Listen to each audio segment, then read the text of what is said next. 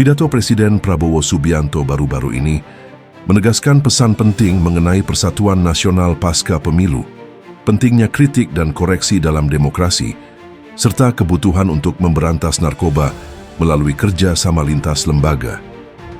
Namun, di balik retorika persatuan dan optimisme tersebut, terdapat sejumlah kontradiksi dan persoalan mendasar yang tidak disentuh oleh pidato itu, serta sejumlah potensi kelemahan paradigma yang ia kemukakan.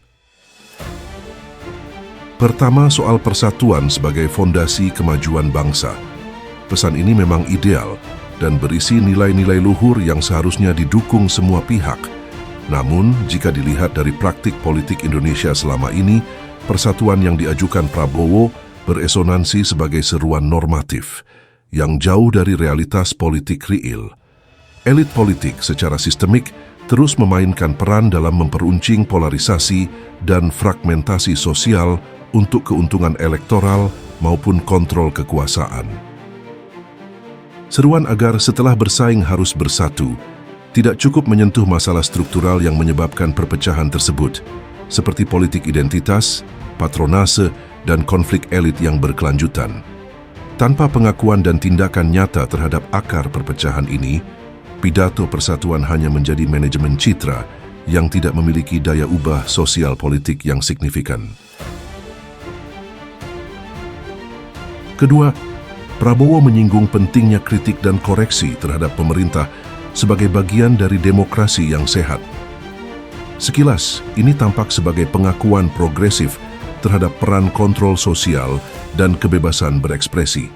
Namun, kenyataan di lapangan, termasuk laporan dari Amnesty International dan organisasi HAM lainnya, menunjukkan bahwa kritik terhadap pemerintah masih sering berujung pada kriminalisasi, intimidasi, dan pengekangan kebebasan. Dalam situasi seperti itu, pidato yang mengeklaim kita butuh kritik menjadi retorika kosong tanpa disertai reformasi dalam sistem hukum dan perlindungan hak asasi manusia. Hal penting lain yang diabaikan adalah tidak adanya pengakuan terhadap pelanggaran HAM masa lalu dan mekanisme konkret untuk penyelesaian atau rekonsiliasi yang menjadi kritis bagi legitimasi demokrasi dan stabilitas sosial jangka panjang. Ketiga, terkait tema pemberantasan narkoba lewat kerja sama antar lembaga, pidato itu kembali mengulang narasi konvensional. Selama bertahun-tahun, masalah narkoba di Indonesia terus menjadi persoalan serius yang butuh penanganan holistik, namun hasilnya belum optimal. Model kerja sama antar lembaga yang ditawarkan belum mencakup langkah-langkah struktural seperti reformasi hukum pidana, pencegahan berbasis kesehatan masyarakat, dan pemberdayaan korban. Tanpa adanya kritik terhadap kelemahan sistemik seperti korupsi, lemahnya pengawasan lembaga, dan penyalahgunaan kewenangan, upaya memberantas narkoba melalui kerjasama mekanis ini berpotensi hanya menjadi simbolis tanpa hasil substansial di lapangan. Keempat, pidato ini mengandung klaim-klaim pencapaian dan janji-janji yang belum sepenuhnya terverifikasi secara independen dan kritis. Contohnya, pencapaian ekonomi seperti stabilitas inflasi, pertumbuhan ekonomi yang tinggi, serta efisiensi anggaran yang disebutkan, mendapat tanggapan skeptis dari sejumlah ekonom dan pengamat yang melihat adanya penurunan signifikan di beberapa sektor ekonomi dan ketimpangan sosial yang masih tinggi.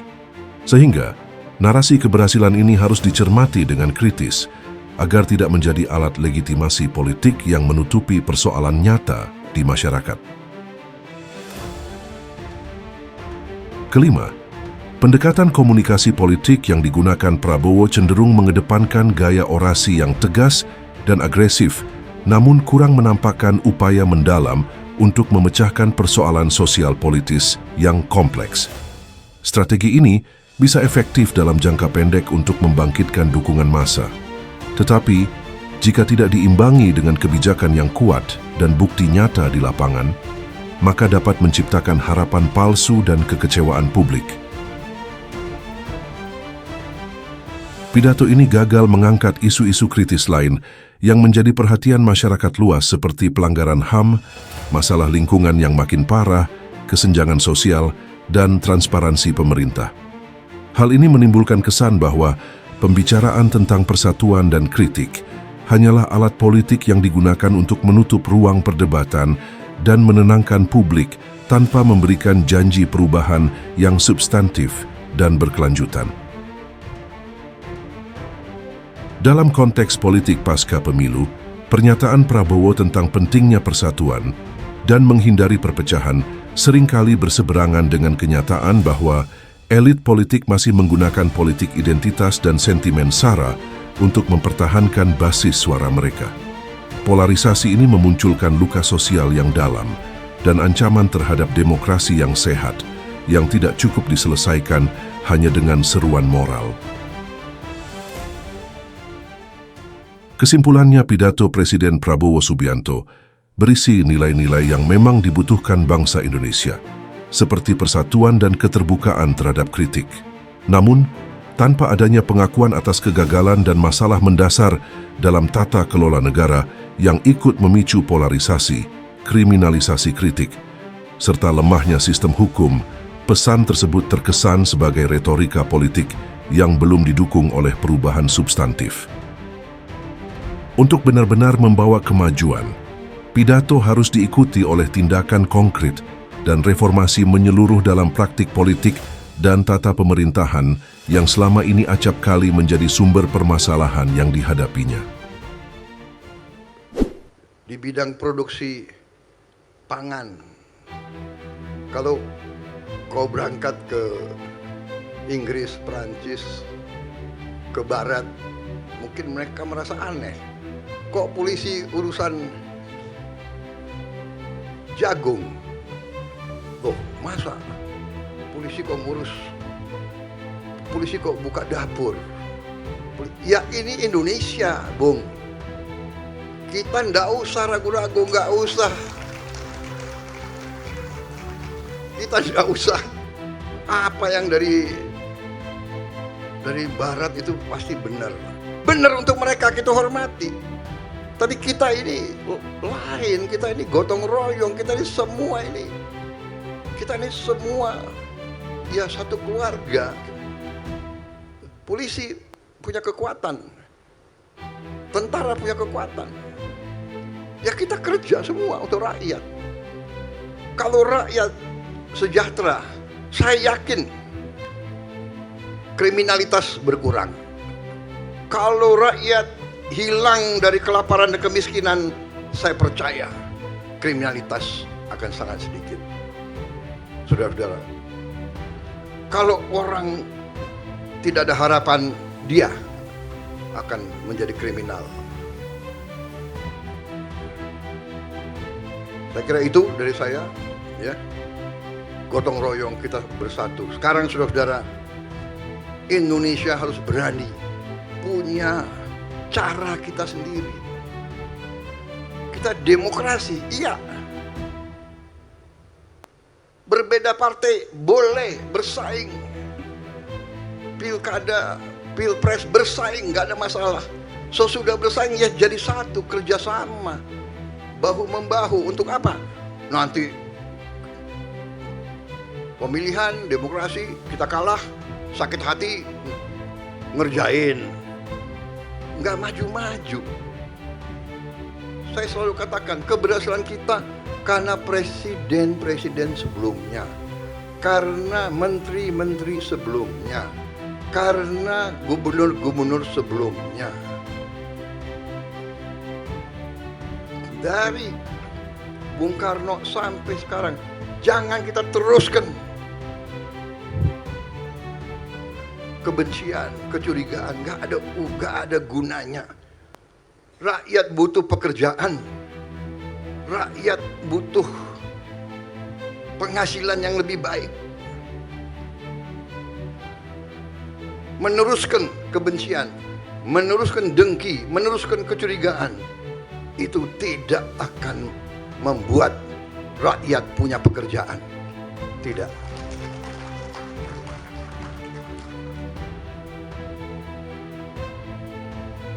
Rakyat kita butuh pekerjaan yang memadai, yang terhormat.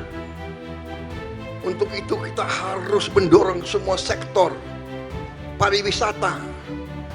Pariwisata menghasilkan pekerjaan yang paling banyak.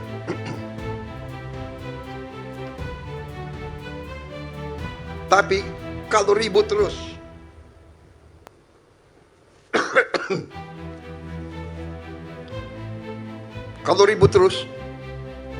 mana ada wisatawan yang mau ke Indonesia?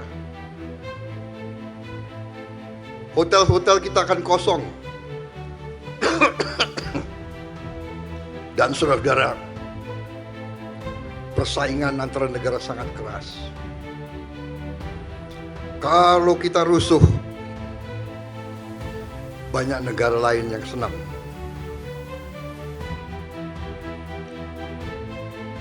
Kunci kemakmuran adalah persatuan bangsa. Itu yang diajarkan Bung Karno, dan itu terus saya yakini rumus kebangkitan Indonesia adalah persatuan. Makanya dalam Pancasila disebut persatuan Indonesia. Bersaing bagus, kritik harus, koreksi harus. Pemimpin yang tidak mau dikoreksi, dia akan terjebak dalam kesalahan-kesalahan. Saya suka malam-malam buka podcast itu. Kadang-kadang dongkol juga ya. Apa ini? Tapi saya catat, oke. Kalau kita diserang, ini saya kasih ilmu ya. Yang muda-muda yang pengen jadi presiden, gue kasih ilmu nih. Ya. Jangan takut difitnah. Saya dulu punya guru. Waktu saya masih muda. Saya kena fitnah 2-3 kali. Saya down. Tahu-tahu saya ngeluh ke guru saya. Jangan kecil hati. Engkau difitnah berarti engkau diperhitungkan. Engkau difitnah karena engkau ditakuti. Loh, kok takut sama saya? Iya. Engkau difitnah berarti engkau disuruh hati-hati. Jadi ini angkat tangan yang pengen jadi presiden. Gak apa-apa. Bagus. Tapi jadi presiden yang benar, ya kan? Jangan takut dikoreksi. Jadi malam-malam saya buka, apa iya ya? Apa saya memang otoriter? Rasanya enggak sih.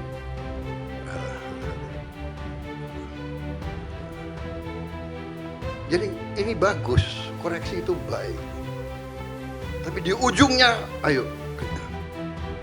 Dan saya punya filosofi dalam pengabdian ke bangsa dan negara, tidak boleh diikuti oleh rasa sakit hati. Ya, jangan, sudah biasa. Jadi masalah ini kita harus lihat bagaimana mengatasi narkoba. Ini harus kerjasama, teamwork.